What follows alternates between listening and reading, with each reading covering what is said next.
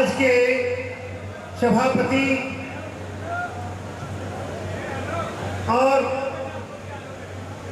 हरियाणा और पंजाब को संगठित करने वाले हमारे पुत्र प्रवीण भार्गव, इसका नाम इतना कठिन है कि हमको लेने में बड़ा दिक्कत होता है। समझो ये भी भार्गव है ना, ये दोनों हमारे पुत्र हैं और मैं आप लोगों की तरफ से मैं इसे आशीर्वाद देना चाहता हूं।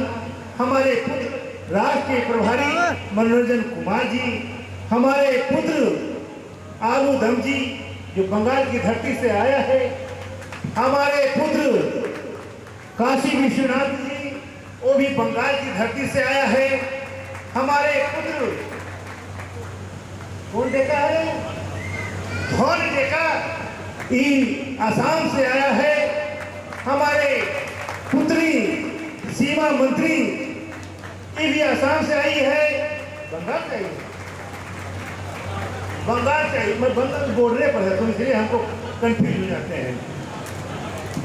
हमारे पुत्र बाबुल पाठक जी, हमारे पुत्र अशोक जी, हमारे पुत्र महेश जी, हमारे भाई क्या नाम है, क्या खाना बन रहा है, लाल सिंह जी, हमारे बलविंदर जी, हमारे भाई और भाभी आई हैं, मैं उनको भी धन्यवाद करना चाहता हूं। हमारे तमाम भारतीय रेलवे माल गोदाम सर्वेक्षण के क्रांतिकारी साथियों, हमारे माताएं एवं बहनों, मेरे दोस्तों, मेरे लोग, मेरे भाई, भारतीय रेलवे माल गोदाम सर्वेक्षण का आज राष्ट्रव्यापी दौरा कई दिनों से चल रहा है और इस दौरान एक आदमी और है, जब मैं वो दिन रात जगता है, हमको सोने के बाद भी वो बहुत सेवा करता है और दिन में वो हमारा जो गरीबों का रथ चल रहा है उसको कृष्ण रूपी बल्कि जिसे ड्राइवर कहते हैं वो सारथी के रूप में चलाने का काम करता है और रात में अपने पिता समझकर हमको सेवा करने का काम करता है। उसका नाम है विनोद। मैं उसको भी धन्यवाद करना चाहता हूँ। मेरे दोस्तों, मेरे लोग, मेरे भाई, यह लड़ाई इस मुकाम पर पहुंचने का कारण एक नेहरू पासवान नहीं है, इसमें एक एक कड़ी जुटते गया और कायमा बनते गया और रेलवे माल गोदाम सर्वेक्षण का लड़ाई विस्तार होते गया और अरुण कुमार पासवान का सपना धीरे धीरे धीरे धीरे साकार होते गया। मेरे दोस्तों, मेरे लोग, मेरे भाई, अभी आपके बीच में भार्गव कह रहा था, राष्ट्रीय प्रभारी कह रहा था, तमाम विधायक कह रहे थे, तमाम लोगों ने अपनी अपनी बातों को आपके पास रखा और हमें विश्वास कि आप लोगों ने बहुत शांति से, बहुत धैर्य से और श्रद्धा से सुनने का काम किया। तो हमें लगता है बहुत कम बोलने की हमको जरूरत पड़ेगी। हमारी उपस्थिति तो ये लोग दर्ज कर दिया, इसलिए हम इनको भी धन्यवाद कहते हैं। मेरे दोस्तों, मेरे लोग, मेरे भाई, भारतीय रेलवे माल गोदाम सर्वेक्षण का जो राष्ट्रव्यापी दौरा है उसका क्या उद्देश्य, क्या कहना चाहता है। राष्ट्रीय प्रभारी कहना चाह रहा है, कह रहे थे कि हमारे गार्जियन राष्ट्रीय महामंत्री चाहते हैं कि एक एक आदमी के पास मेरा संदेश, मेरा उपस्थिति, उनको समझाने का काम, उसको अधिकार कैसे मिलेगा बताने के लिए राष्ट्रीय महामंत्री ने अपने से जाकर के कहने का उन्होंने तय किया।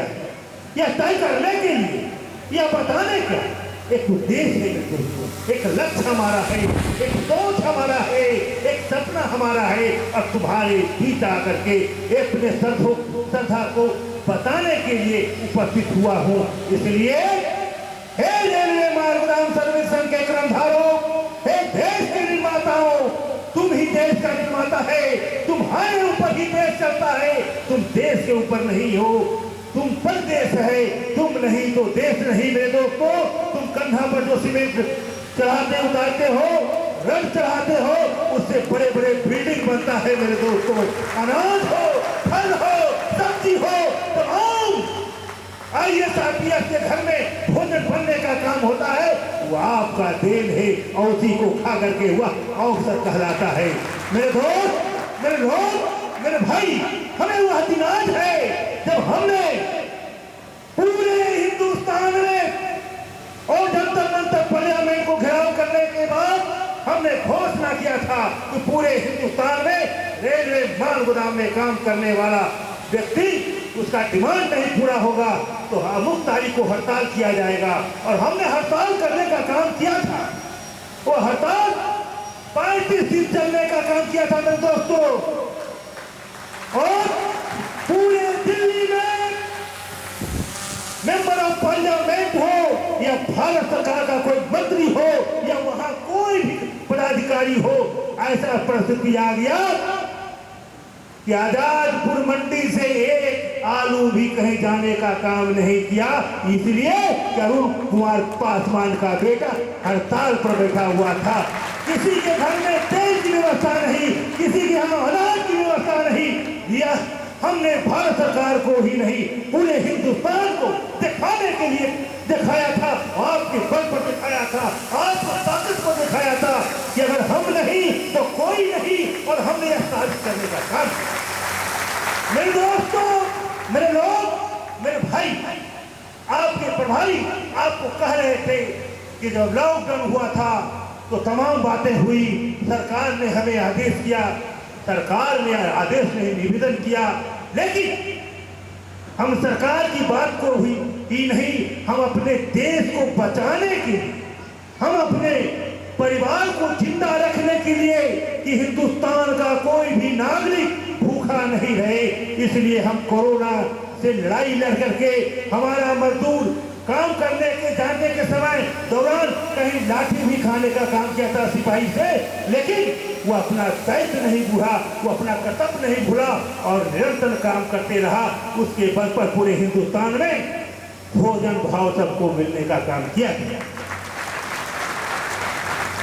तो हमने कहा भारत सरकार से, और आज आपके माध्यम से कहना चाहता कि हमने आपको उस परिस्थिति में जब कोई नहीं था, आपने डिसीजन लिया था कि सब जगह 44 रहेगा, कोई घर से बाहर नहीं निकलेगा, उस समय हमने आपको कहीं कंधा पर, कहीं माथा पर, कहीं कमर पर घोड़ा उठा करके लोगों को जिंदा रखने का काम किया था। अब हमारी बारी आया है, अब हमें हक अधिकार देने का काम करो। अगर हमारी हक अधिकार नहीं मिलेगी तो फिर हम जागेंगे। लेकिन हम धन्यवाद करना चाहते हैं तत्कालीन समय के श्रम मंत्री डॉक्टर साहेब सिंह वर्मा को। उन्होंने 28 अक्टूबर 2000 को जो डिसीजन लिया था वह पहली जीत हमारी थी। उन्होंने तमाम सुविधाएं देने के लिए भारत सरकार से आदेश कर दिया था। दूसरी लड़ाई हम लोगों ने जीतने का काम किया।